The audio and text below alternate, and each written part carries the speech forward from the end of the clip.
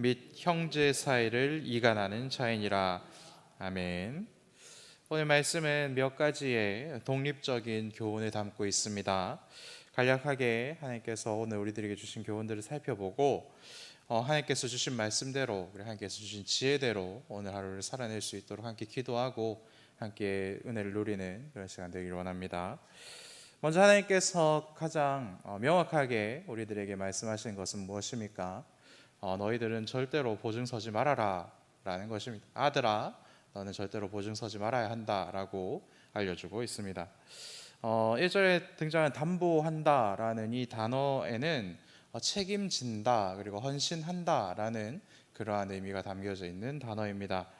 여러분, 담보를 선다라는 것은 무엇입니까? 제가 여러분들의 담보가 된다라고 이렇게 사명을 하면, 만약에 여러분들이 가지고 있는 그 빚을 못 갚게 되신다면 이제 제가 제 돈으로 그리고 제 인생을 넣어서 이제 대신 제가 그것을 갚아준 사람이 되겠다라고 이렇게 서약하는 것이지 않겠습니까?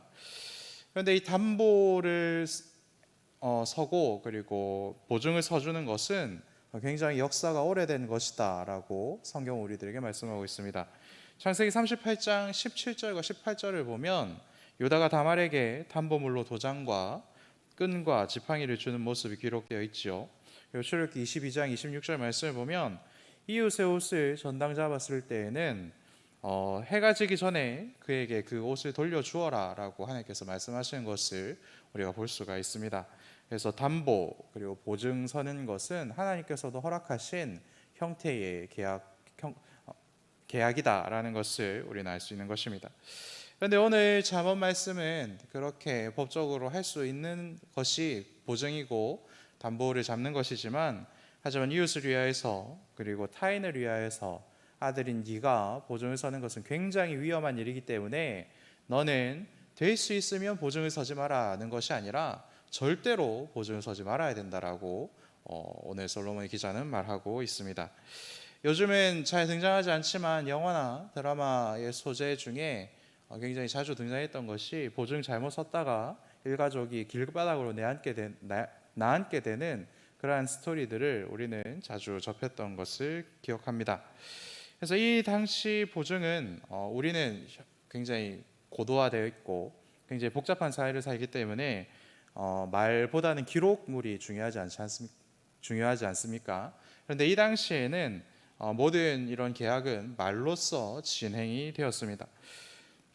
그래서 사인하고 지장을 찍은 문서가 우리들에게는 중요한데, 이 당시에는 구두로 이야기를 하고 이렇게 손뼉을 치면, 우리 어린 친구들이 이렇게 손가락을 걸고 약속하는 것처럼 손바닥을 치면 그것이 이제 효력을 가지게 되는 것입니다. 그래서 보증 계약도 그 당시 상황을 생각해 보면 쉬운 게 아니다라는 것입니다.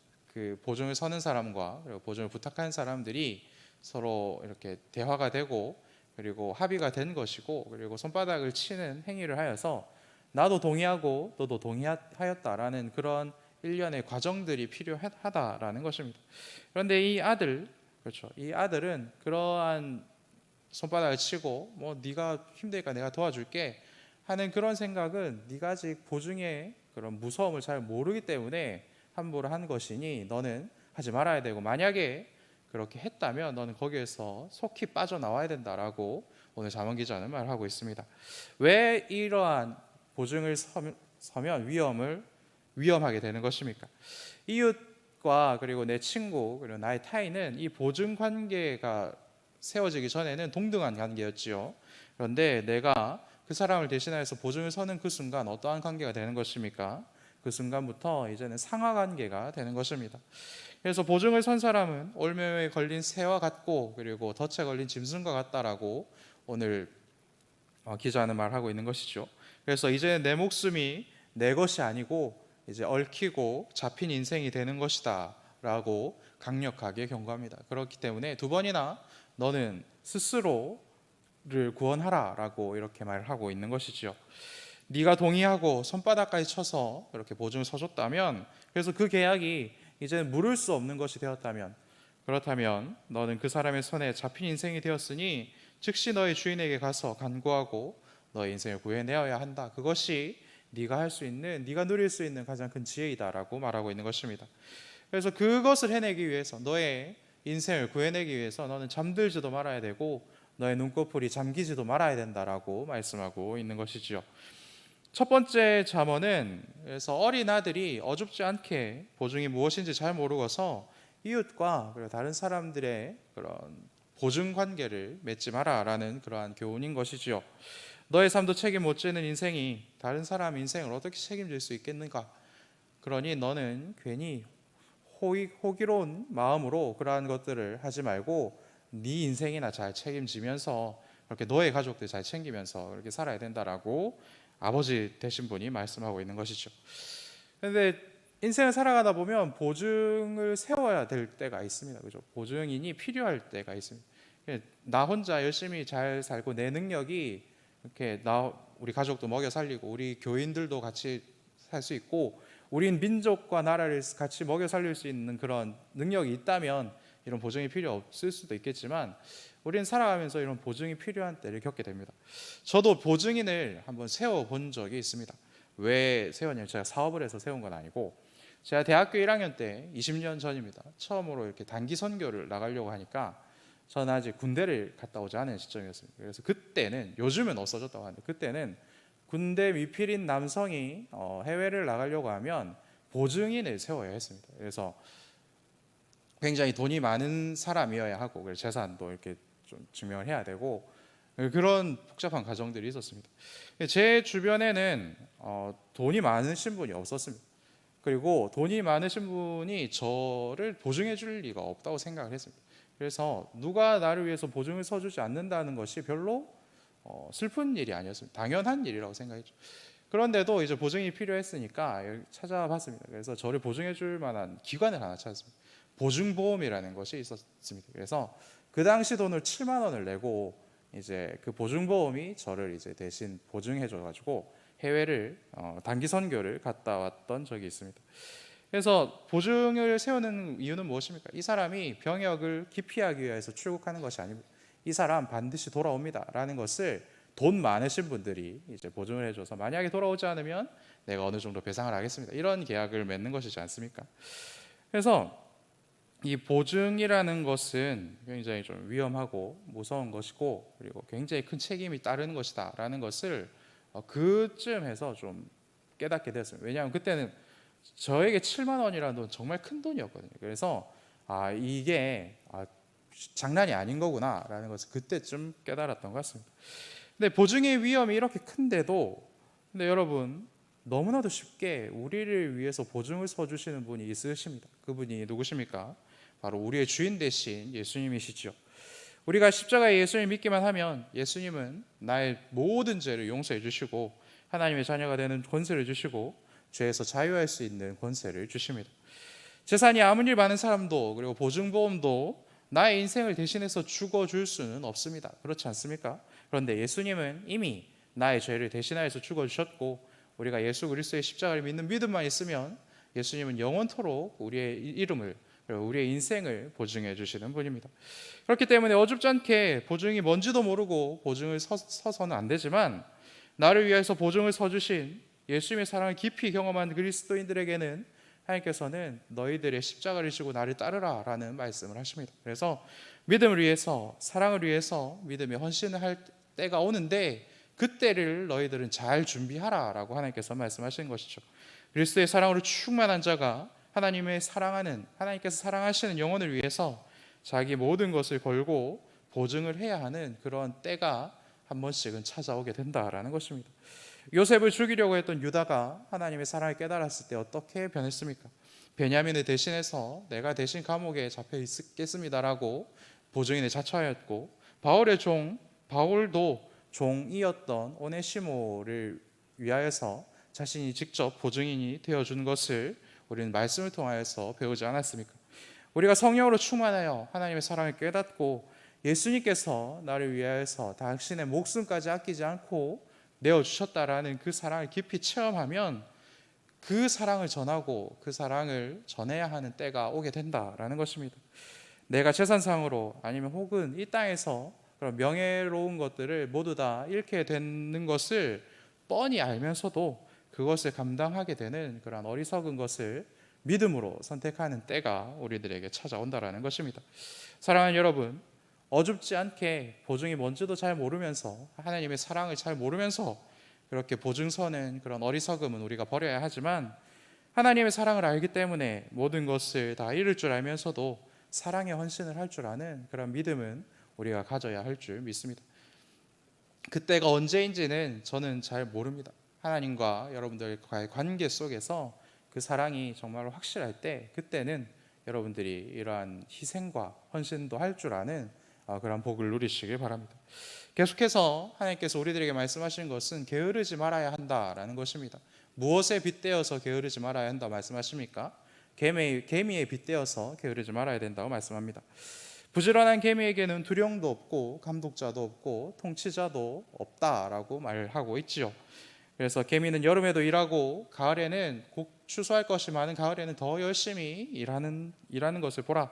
그래서 누가 시키거나 누가 감시하거나 누가 때려서 일하는 것이 아니라 알아서 자기 할 일 잘하고 내가 해야 할 일을 찾아서 하면서 책임감을 가지고 하는 사람이 되라라는 뜻으로 오늘 자문의 기자는 우리들에게 말하고 있는 것이죠. 그런데 이 말씀, 두령도 없고 감독자도 없고 통치자도 없다라는 이 말씀은 이제 개미를 많이 연구하고 나서 오늘날의 시점에서 봐서는 조금은 반은 맞고 반은 틀린 이야기가 되는 것 같습니다. 뭔가 이렇게 감독자나 뭐 그런 일을 시키는 개체는 없지만, 이제 여왕 개미가 이렇게 페로몬을 이렇게 막 뿌려가지고 이제 젊은 암개미들은 집을 만들거나 주로 실내에서 땅속 실내에서 힘쓰는 일을 하고, 그리고 이제 나이가 차면 이제 먼 길을 떠나서 이제 뭐 먹을 것도 가져오고 뭐 싸우기도 하고 뭐 이렇게 된다라는 그런 연구 결과들이 있습니다. 그래서 뭔가 시키는 사람은 없지만 스스로 한 집단을 이루어서 이 공동체를 세워가기 위해서 스스로 감독자가 되고 스스로 두령이 되고, 그리고 또한 스스로 이렇게 이 할 일을 찾아서 하는 것이 개미이다라는 것이 밝혀지고 있죠. 그래서 이러한 것들이 조금 더 깊은 의미에서 맞는 오늘 말씀이 맞는 이야기다라는 것을 확인할 수 있습니다. 그리고 개미가 하는 일을 조금 더 알려드리면, 집 짓는, 아까도 말씀드렸지만 집 짓는 일도 하고, 그리고 사냥도 하고 채집도 하고, 그리고 단물을 제공하는 곤충이나 식물과 외교 활동도 합니다. 그래서 보호해주고 원하는 것을 얻기도 하죠. 그리고 농사도 짓고, 그리고 서로 영양분을 교환도 하고, 그렇게 이 개미 사회를 잘 부흥시키도록 이렇게 열심히 일을 합니다. 그런데 2016년에 연구 결과를 보면 개미 중에는 노는 개미도 있다라는 것이 발견이 되었습니다. 아무것도 하지 않고 그냥 놀고만 있는 개미가 있다라는 것입니다. 근데 오늘 보면은 열심히 알아서 일하는 개미처럼 게으르지 말고 누워 있지만 말고 열심히 일해라라고 말씀하시는데, 근데 노는 개미가 있다라는 것은 오늘 말씀과 이렇게 좀 맞지 않는 이야기처럼도 들립니다.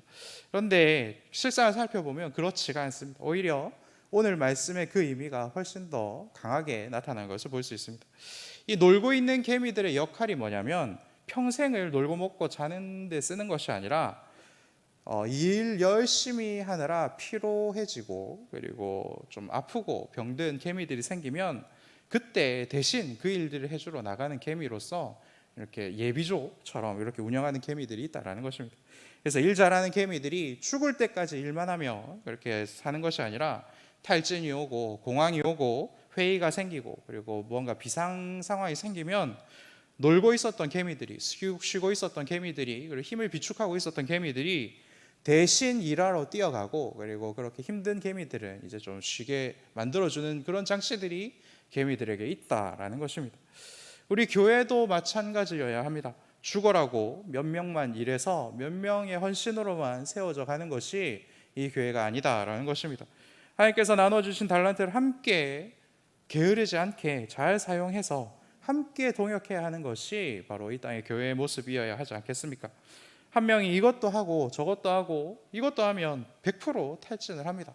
그러면 이제 좀 쉬고 있었고 힘을 비축했던 그분들이 이제 탈진하기 전에 미리 알아채고, 사랑이 있었고 관심이 있어야지 그것을 알아챌 수 있지 않겠습니까?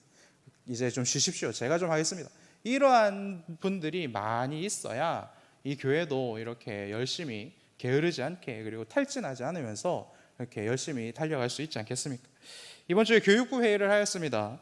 아이들의 출석률은 이제 거의 80%에서 90%를 넘어가고 있습니다. 그리고 전도돼서 오는 친구들도 있고 이렇게 요즘 포상제 그리고 백 활동을 하면서 이렇게 정착을 하는 그런 친구들도 조금씩 생겨나고 있습니다.